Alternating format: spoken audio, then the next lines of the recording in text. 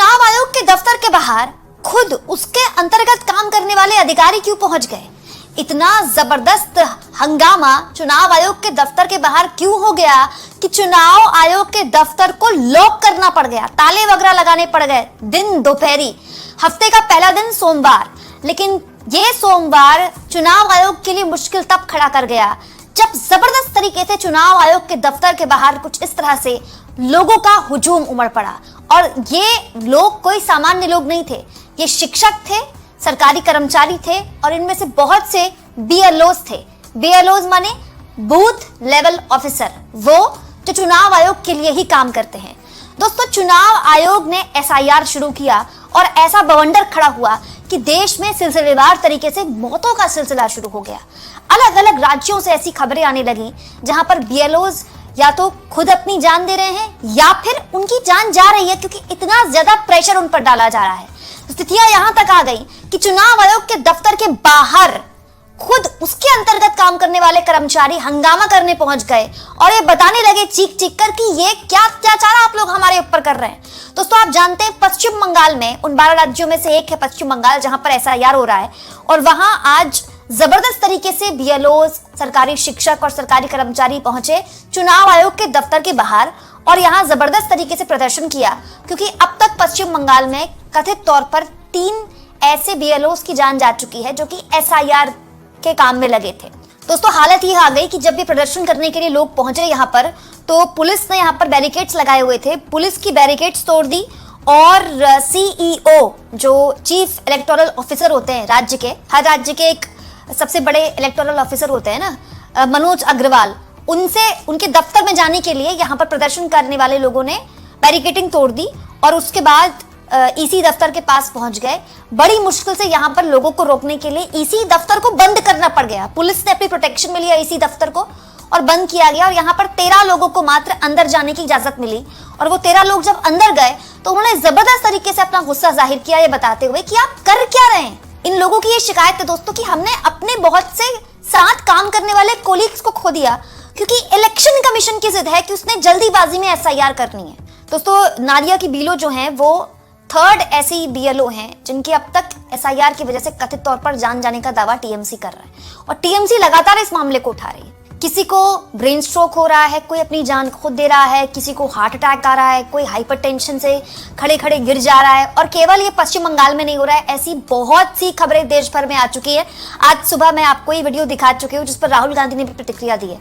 सारी political parties पर अपनी चिंता जाहिर कर रही है कि चुनाव आयोग का एसआईआर जानलेवा हो गया है, लोगों की जान जा रही है और चुनाव आयोग के दफ्तर खुद उसके अधिकारी पहुंच रहे हैं चिल्लाते हुए, चीखते हुए कि ये क्या कर रहे हैं आप लोग, इतना दबाव क्यों बना रहे हैं। दोस्तों, इन लोगों का ये कहना है कि चुनाव आयोग को थोड़ा और टाइम देना चाहिए, इतनी जल्दबाजी में एसआईआर करने की जरूरत नहीं है, हमको थोड़े और वक्त की जरूरत है, वक्त अगर दिया जाएगा तो ठीक से हो जाएगा। इसके अलावा जो महिला बीएलओज हैं उनके लिए तो और समस्या है दोस्तों। एक महिला जो कि कामकाजी होती है, उसे एक्सपेक्ट किया जाता है कि वो घर में बच्चों का भी ख्याल रखे, घर में खाना वाना बना के जाए, तो घर का उसको काम करना है अलग। अगर वो टीचिंग की कहीं सरकारी स्कूल में टीचर अपॉइंटेड है तो वो टीचिंग का काम कर रही है वो बेचारी अलग, फिर उसको बीएलओ का काम करना है अलग। तो उनके लिए तो मतलब अजीबोगरीब समस्या हो गई है। देश के अलग अलग हिस्सों से कहीं बीएलओ इस्तीफा दे रहे हैं, कहीं वो बीमार हो रहे हैं, कहीं वो छुट्टी मांग रहे हैं। क्यों? क्योंकि चुनाव आयोग 12 राज्यों में जिस तरह से एसआईआर करवा रहा है उससे बीएलओ कह रहे हैं हम इतना प्रेशर नहीं ले सकते। वहीं दूसरी ओर ममता बनर्जी ने अपनी दूसरी चिट्ठी लिख दी है दोस्तों ज्ञानेश कुमार को। तो ममता बनर्जी ने इससे पहले भी एक चिट्ठी लिखी है, उसको लेकर मैं आपको एक खबर दिखा चुकी हूँ। एक और चिट्ठी लिख दी है ममता बनर्जी ने ज्ञानेश कुमार को इसको लेकर, और इस बीच पॉलिटिक्स भी हो रही है।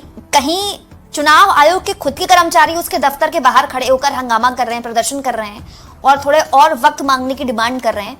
तो बीजेपी की तरफ से यह कहा जा रहा है कि दरअसल जो टीएमसी के अधिकारी हैं, टीएमसी के जो लोग हैं ममता बनर्जी की पार्टी के, वो बीएलओ उसको धमका रहे हैं। अधिक गंभीर और यह खतरनाक विषय आता है कि वहां तृणमूल कांग्रेस के एक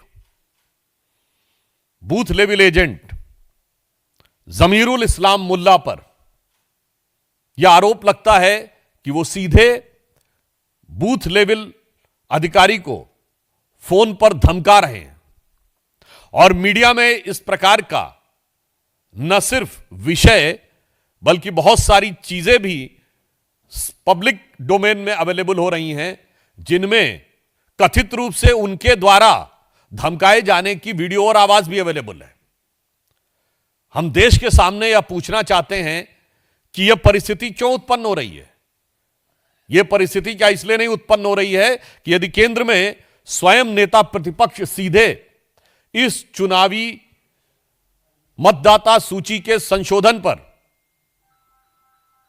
अनर्गल निराधार आरोप लगाएंगे और पश्चिम बंगाल की मुख्यमंत्री उसके ऊपर निराधार आरोप तो छोड़िए, परोक्ष रूप से भड़काने वाले बयान देंगी। और ये दोनों ही लोग संवैधानिक पदों पे बैठे हैं, एक नेता प्रतिपक्ष है और एक राज्य की मुख्यमंत्री हैं।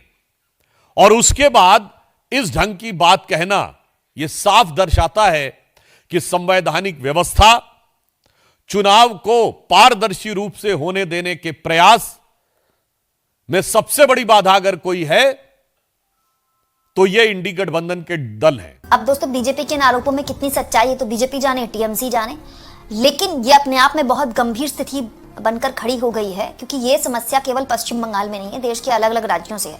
अभी जो प्रदर्शन पश्चिम बंगाल में हुआ है, यहाँ पर दोस्तों ये जो समिति बाकायदा मिलने के लिए गई थी, क्योंकि इनमें कुछ टीचर्स भी थे, कुछ सरकारी कर्मचारी थे, उनका एक दल गया कुछ चुनाव आयोग से मिलने के लिए।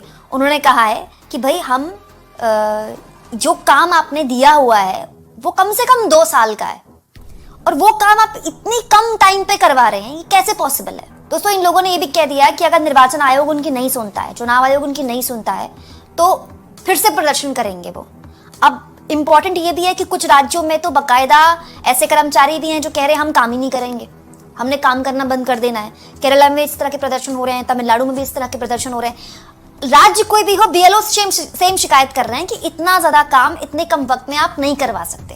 और दोस्तों, कोई भी आदमी एक लेवल तक ही प्रेशर झेल सकता है, मानसिक हो चाहे वो काम का प्रेशर है। वहीं दूसरी ओर इस पूरे मुद्दे पे एक चीज इंपॉर्टेंट है, देश के अलग अलग राज्यों में चुनाव आयोग के दफ्तर अडार में आ गए। अब देखिए, पश्चिम बंगाल में चुनाव आयोग के दफ्तर के बाहर खुद उसके अंदर का काम करने वाले कर्मचारी पहुंच गए। हिमाचल प्रदेश में चुनाव आयोग के दफ्तर के बाहर कांग्रेस पार्टी के कार्यकर्ता पहुंच गए, वहां काली पोत दी। इसके पूर्व में कांग्रेस पार्टी के कार्यकर्ता बेंगलुरु में प्रदर्शन उन्होंने किया और कर्नाटक में भी चुनाव आयोग के दफ्तर के बाहर उन्होंने खूब हंगामा, खूब प्रदर्शन किया। तो चुनाव आयोग के जो राज्य के अलग अलग दफ्तर हैं वो इन दिनों खूब प्रदर्शन का केंद्र बने हुए हैं। लेकिन अजीबोगरीब स्थिति देखिए, कितनी बड़ी खबर है, देश भर में बीएलओस की जाने जा रही हैं, चुनाव आयोग के अंतर्गत काम करने वाले लोगों की, लेकिन चुनाव आयोग के कान में जू नहीं रेंग रही। मतलब मुख्य चुनाव आयुक्त ज्ञानेश कुमार सूत्रों के पीछे छुपे हुए हैं। एक ऑफिशियल बयान तक नहीं आ रहा उनकी तरफ से, एक प्रेस रिलीज तक नहीं आ रही उनकी तरफ से कि भाई हम ये देख रहे हैं या इसमें जांच कर रहे हैं। मतलब संवेदनहीनता की हद है ये, जो लीडर अपनी टीम में काम करने वाले लोगों का ख्याल नहीं रख पा रहा। मतलब आप सोचिए उस लीडर के बारे में क्या ही कहा जाएगा। आप इस मुद्दे पर क्या सोचते हैं दोस्तों, कमेंट बॉक्स में जरूर लिखें और जितना हो सके चैनल को शेयर भी करें, सब्सक्राइब भी करें।